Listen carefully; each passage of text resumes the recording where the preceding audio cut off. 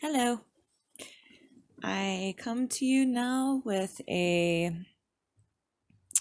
reading from Thursday, January 5th, 2017.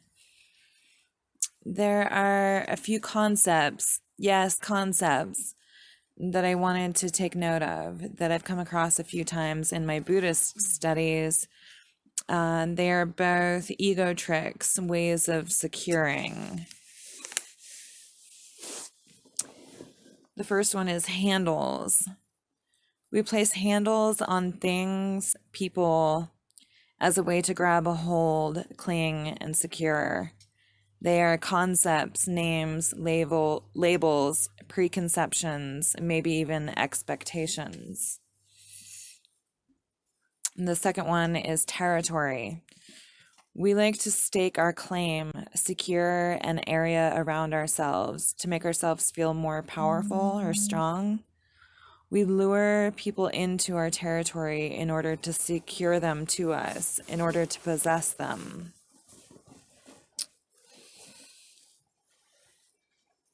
And then I write, openness.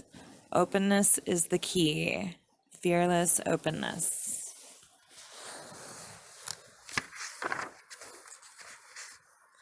And then I do some weird exercise. I actually crossed it out because it didn't really resonate with me. Just some kind of guided meditation thing. Anyway, I won't read that because I actually crossed it out. Okay, so Saturday, December 7th, 2017. I'm starting a new book, Thoughts Without a Thinker, by Mark Epstein, MD. And I know this is what I am meant to do, transpersonal psychology. I'm getting giddy and tingly just reading about it. This book in particular is about psychotherapy from a Buddhist perspective. And I fully agree so far that Buddhism offers some of the best techniques and spiritual practices to integrate with psychology.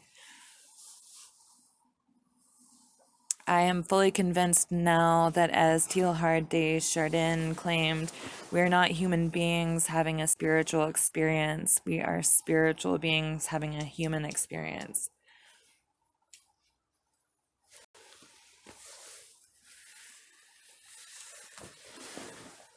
So, while I do believe that there is more to our spiritual reality than Buddhism has to offer, Buddhism does nail it on the head when it comes to the Narcissist Dilemma, a new term I've learned, the issue of our ego, the mental suffering it causes us, and what to do about it. I've been daydreaming for so long about what I want to do for a career, and I keep coming back to psychology. Is this what I am meant to do? Do I have any strengths in this field? I certainly have the interest, if not the passion. But do I have the skills to help others?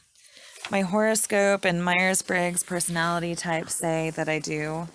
In fact, it has been a little uncanny in my life how often I've been pointed in that direction.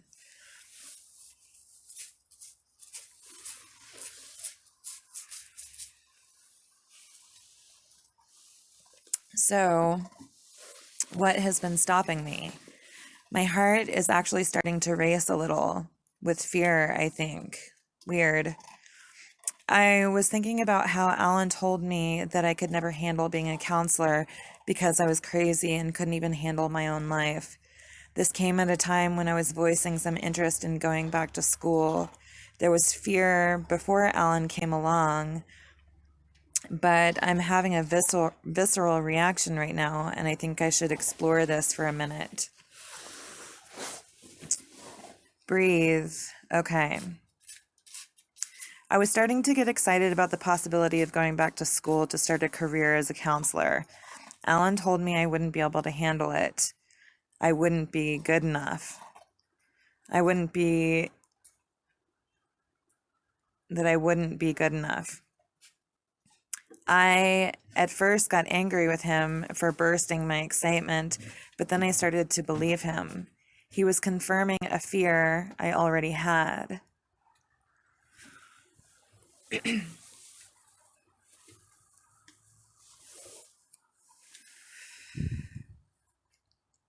There was a lot of resistance. I felt like I was reaching the exiled little girl at first. Oh, I guess I'm talking about I had like taken a minute to explore the reaction that I was having. And during that little pause, there was a lot of resistance.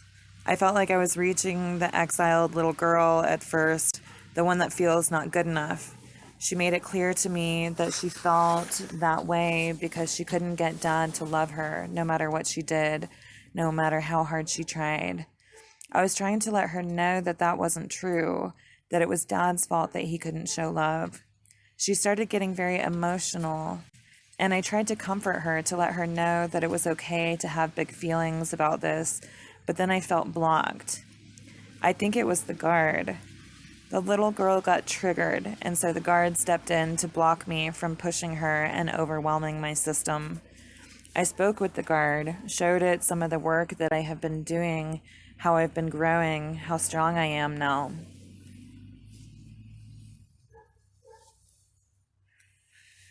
I showed the guard how I handled the meeting with Dad a few years ago, and I assured it that I just want to help the little girl feel better.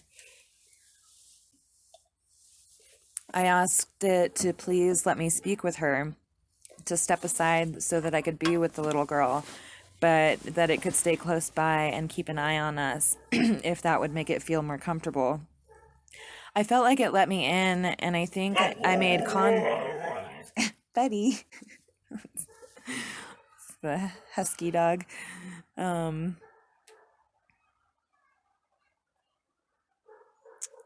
So I asked the guard to step aside, but said that it could stay close by if it made it feel more comfortable. I feel like I feel like it let me in, and I think I made contact with the little girl again, but then I started feeling foggy. My mind started wandering. I couldn't really regain that connection with the little girl. I'm guessing that that was a firefighter come in as a last resort to distract me. Firefighters, just as a side note, are also part of this internal family systems theory.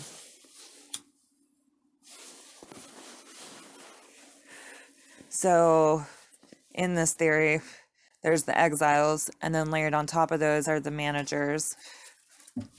And then layered on top of those, as a last resort, if the managers aren't able to protect the exile, then the firefighters come in. And these are, excuse me. The firefighters are like last resort defense mechanism. There are things like addictions, avoidance tendencies, dissociation. And then here I'm saying that I think that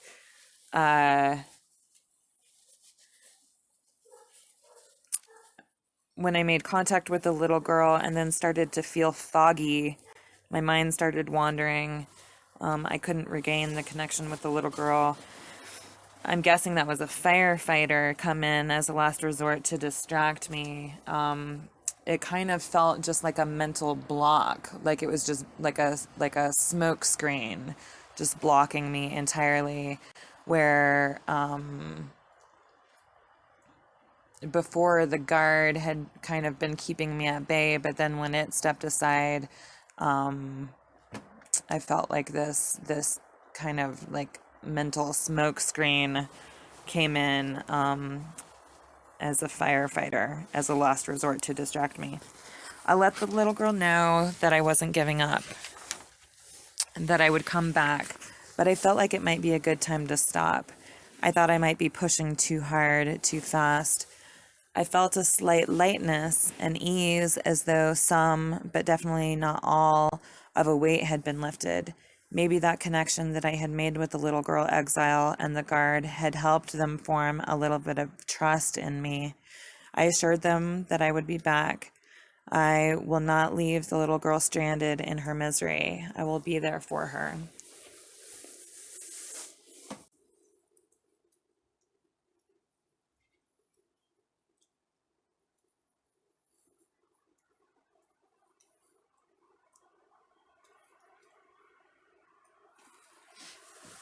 Okay. See how long I'm going. All right, I'm going to keep going. Sunday, January 8th, 2017. The longer that I ponder the potential with Sal, the more I think about where we've been together and separately and where we are now, the more I'm starting to realize that I got wrapped up in a fantasy when I reconnected with him in Florida over Christmas. When I look at the reality of the situation, we have even less in common now than we did when we dated, which bothered me back then and bothers me now. I recognize the importance of having separate lives, separate interests, but I think I really would like to have some common interests with the person when I start dating again.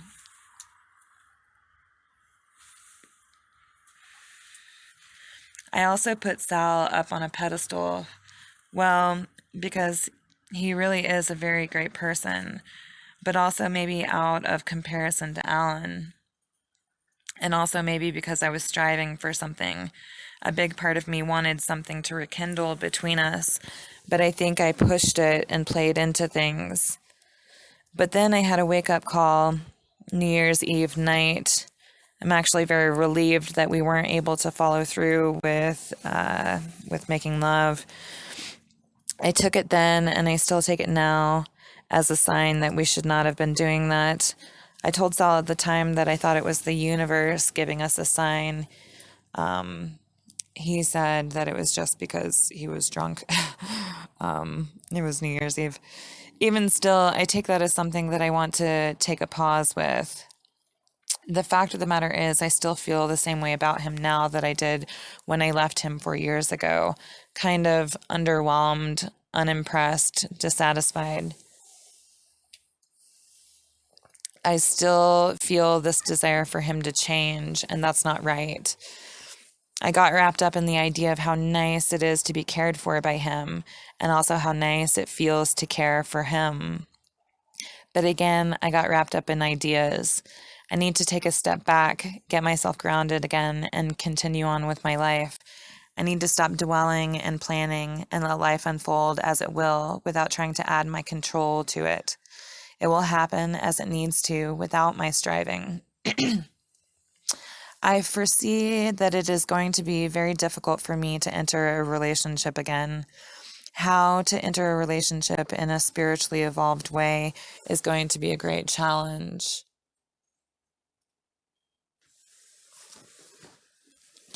Take Sal, for instance.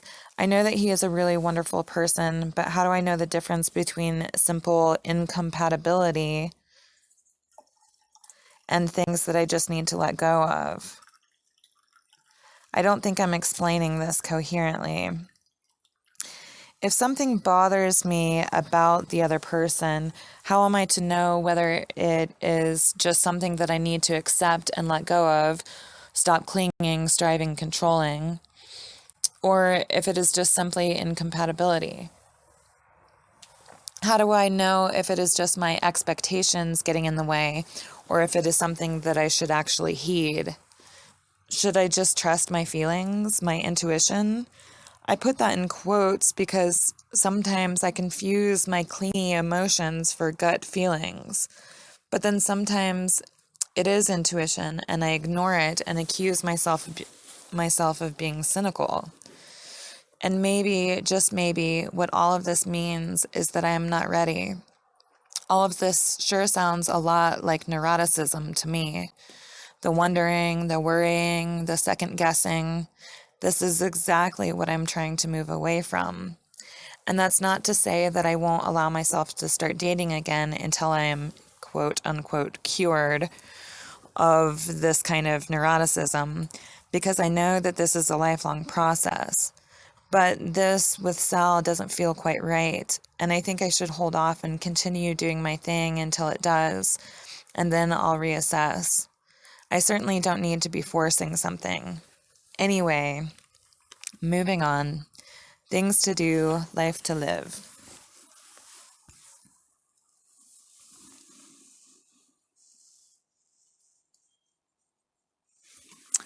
Okay, I'm going to stop this here. See you in the next one.